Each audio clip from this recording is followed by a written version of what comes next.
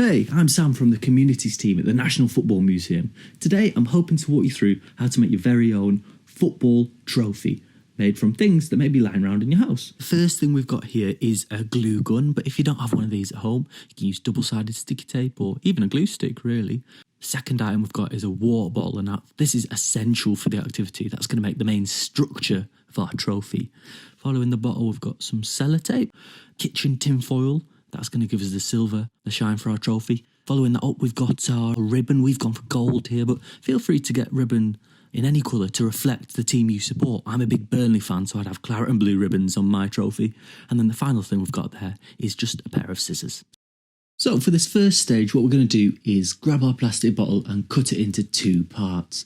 What we're hoping for is the base of the bottle, which will also form the base of our trophy, to be about a third or maybe a quarter of the bottle in its entirety.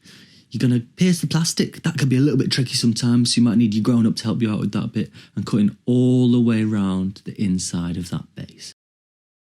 For this next stage, what we're looking to do is wrap up both the base and the upper part of our water bottle in tin foil. Whilst we're doing this, just wanted to remind you of some of the things we have at the National Football Museum that are related to trophies. So we've got the FA Cup that was used up until 1911, the Football League First Division trophy, sometimes known as the Lady. That's a beautiful ornate silver trophy awarded to the Football League champions in 1891 and used continuously right up until the start of the Premier League era. So check both of those out on our website, nationalfootballmuseum.com, or alternatively, when we reopen, come see them in person. The final step in completing our water bottle trophies should be super easy. What we're going to do is cut two bits of ribbon that's equally sized.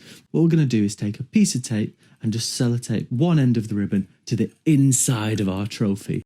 And hopefully that brings us to the end. So we should have now all completed our own football water bottle trophies. Do share pictures with us on Twitter and check back in next week when we'll be doing a brand new creative activity.